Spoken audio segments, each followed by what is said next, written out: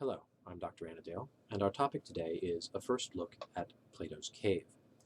This is a short excerpt from the beginning of Book 7 of Plato's long dialogue, The Republic, and in it we get a story, an extended metaphor, about prisoners in a cave. Very briefly, these are prisoners chained in a cave, hand and foot. They face a wall, and they see only shadows on the wall. They don't know that these are shadows, however. They take the shadows for all of reality.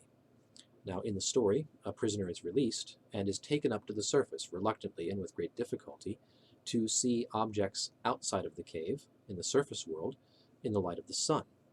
The released prisoner then is able to know the truth about herself and about the cave world for the first time. Now, this is an allegory ultimately about the nature of philosophical education. And with that in mind, I want to raise 3 points for you to think about in preparing to discuss this material in class. First point, the ascent out of the cave, this process of education, is difficult. In fact, it requires assistance. It even requires coercion sometimes.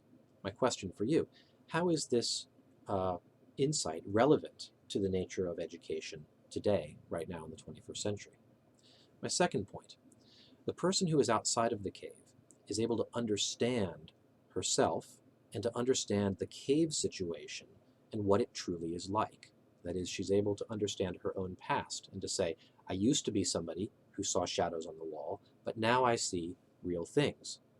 So she's able to have a kind of autobiography, give an autobiographical account of herself and her own progress towards knowledge of the truth.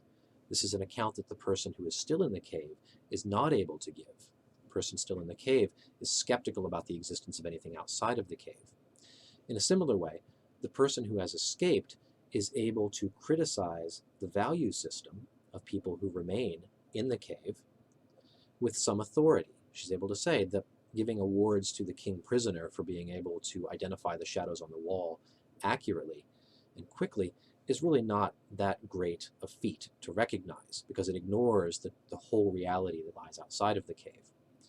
But the criticism that the people in the cave would make of the values of the escaped prisoner do not have a basis in reality.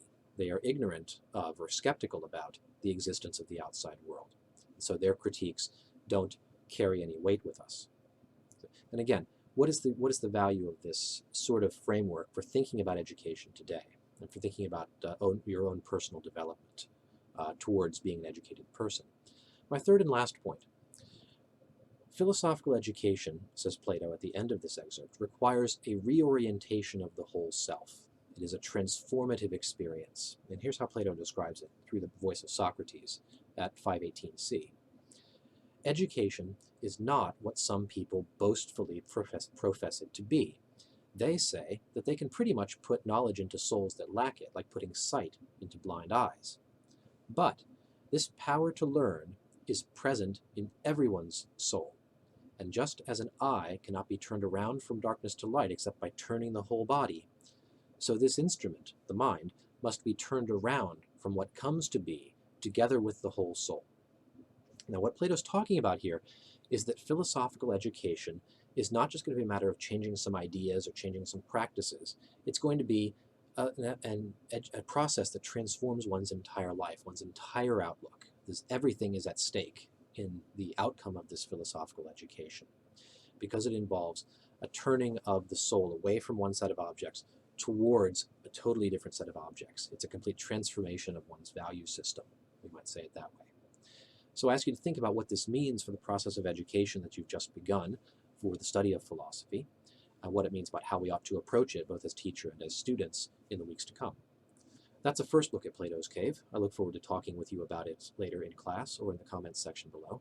Thanks for watching today. Goodbye.